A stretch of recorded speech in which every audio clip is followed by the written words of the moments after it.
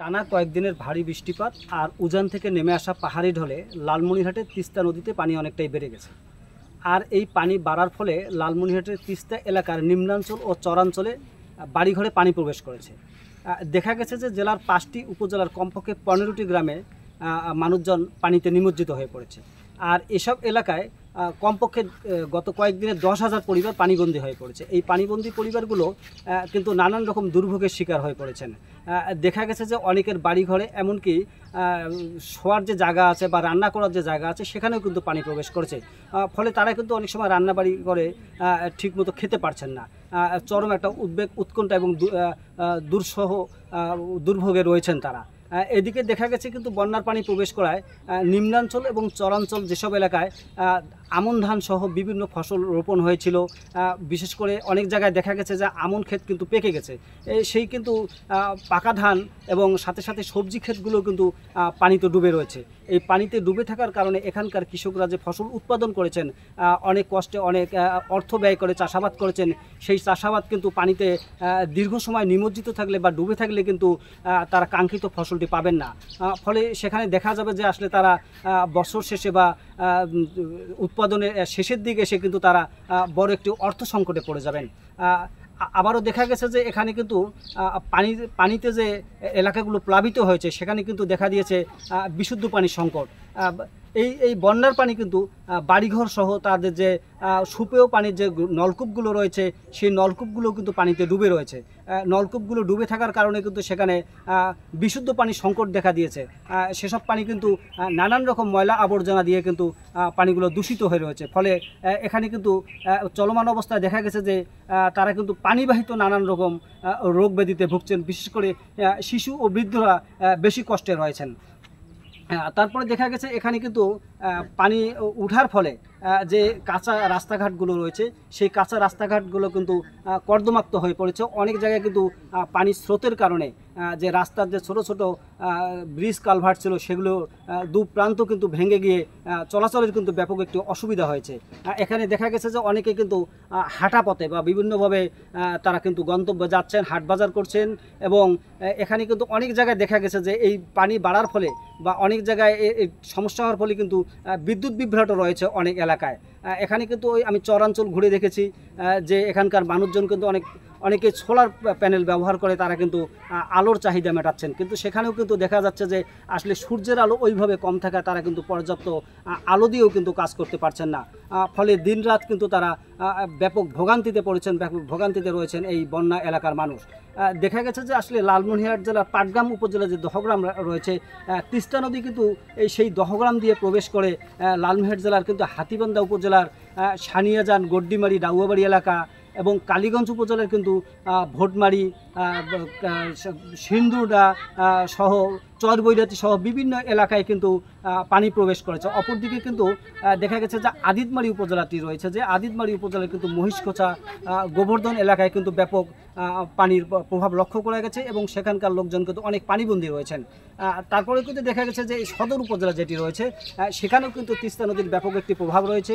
এখানে কিন্তু রাজপুর এলাকা রয়েছে, রাজপুর, খুনিয়াগাছ, কালমাটি রয়েছে, গোকুন্ডা রয়েছে। তিস্তার ডান তীরে কিন্তু হরিণচরা নামে একটি গ্রাম রয়েছে, সেখানেও কিন্তু বন্যার একটি ব্যাপক প্রভাব দেখা গেছে এবং সেখানে কিন্তু ব্যাপক লোকজন বাড়িঘরে পানি উঠেছে। পানি ওঠার ফলে কিন্তু তারা নির্ঘুম রাত কাটাচ্ছেন অনেকেই।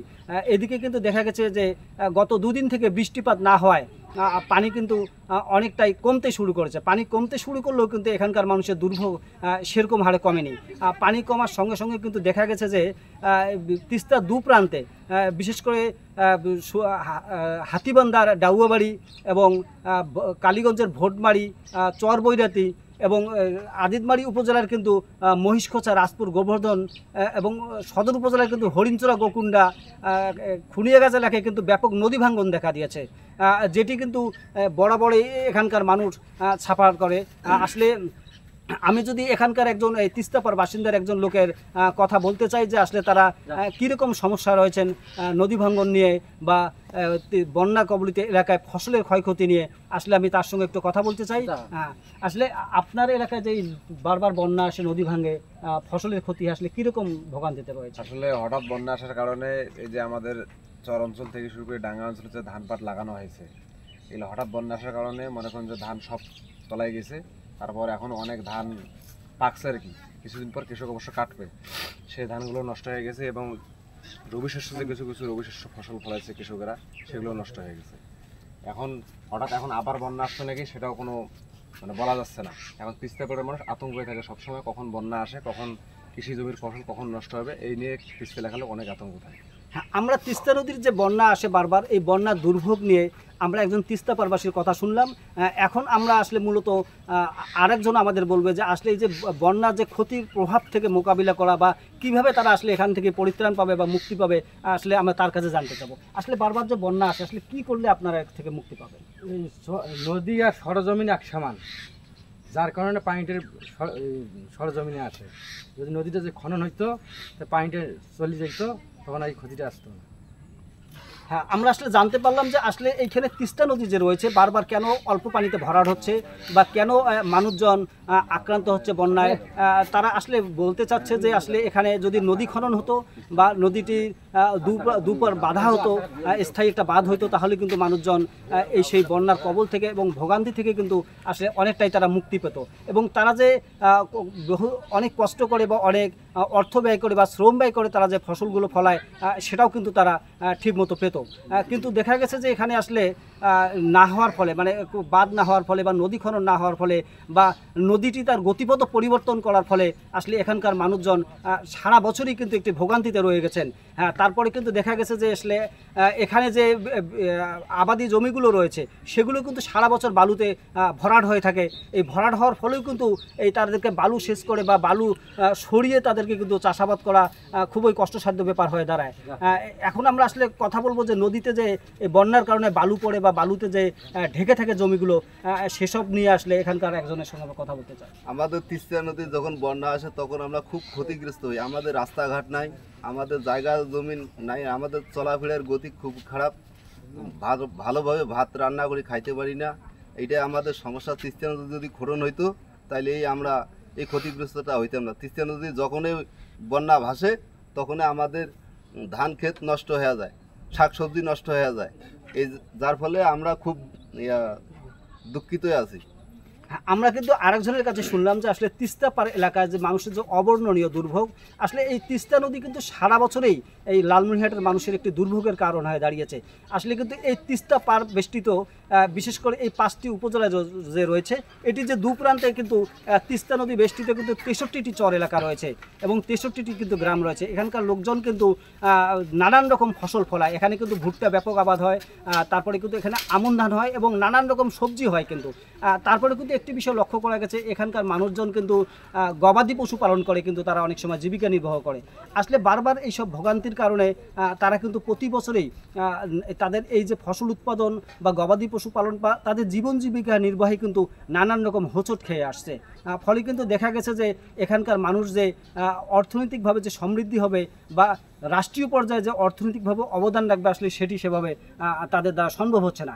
তা আসলে এইখানকার মানুষের সবসময় দাবি ছিল যে তিস্তা নদী যে দুই পাশে যদি তিস্তার যে মহাপরিকল্পনা সরকার একটি রূপরেখা নিয়েছে, তিস্তা মহাপরিকল্পনা বাস্তবায়ন, যে তিস্তার দুধার কমপক্ষে 210 কিলোমিটার জায়গা জুড়ে একটি বাঁধ হবে বা তীর রক্ষা বাঁধ হবে, সেখানে আসলে সে কাজটিও কিন্তু দীর্ঘসূত্রিতায় কিন্তু ঝুলে রয়েছে। আসলে তিস্তাপার মানুষের পারবাসী কিন্তু দাবি করছেন সবসময় যে তাদের এই মহাপরিকল্পনা যেন বাস্তবায়ন হয়। এই মহাপরিকল্পনা বাস্তবায়ন হলে তারা কিন্তু তিস্তা পারবাসী কিন্তু আসলে তারা সুজলা সুফলা একটি সমৃদ্ধ বাংলাদেশ উপহার দিতে পারবে, পাশাপাশি তারা নিজেরাও কিন্তু একটু সফল এবং স্বাবলম্বী হতে পারবে এবং রাষ্ট্রীয় অর্থনীতিতে কিন্তু এটি একটি যে অর্থটা আসবে এটি কিন্তু একটু ব্যাপক অবদান রাখতে পারবে। আসলে এইবারে চলমান বন্যায় কিন্তু জেলা প্রশাসন থেকে 13 লাখ টাকা এবং 90 টন জিআরের চাল বরাদ্দ করা হয়েছিল বানভাসীদের জন্য। আসলে বানভাসীরা কিন্তু কোনো সাহায্য সহযোগিতা চায় না, তারা কিন্তু সবসময় প্রত্যাশা করে, তারা সবসময় আশা করে যে আসলে তিস্তার মহাপরিকল্পনা বাস্তবায়ন হবে, সেই বাস্তবায়ন সুফল তারা ভোগ করবে।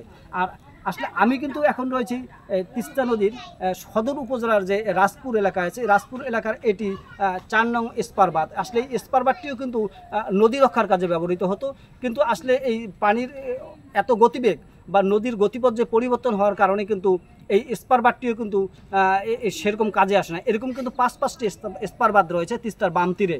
তা আসলে স্পার বাঁধগুলো একসময় কিন্তু অনেক সুফল বয়ে আনলেও কিন্তু বর্তমানে এর কোনো সুফল মিলছে না তিস্তা পারবাসীর জন্য। তা আসলে তিস্তা পারবাসী সবসময় প্রত্যাশা করেন, কামনা করেন যে তাদের যদি এই মহাপরিকল্পনা বাস্তবায়ন হয় এবং তিস্তাকে ঘিরে যদি একটি সুদূর প্রসারী পরিকল্পনা নেওয়া হয়, আসলে সেটি হবে তাদের জন্য মঙ্গল। এই ছিল লালমনিরহাটের তিস্তা নদী থেকে আমার সর্বশেষ খবর।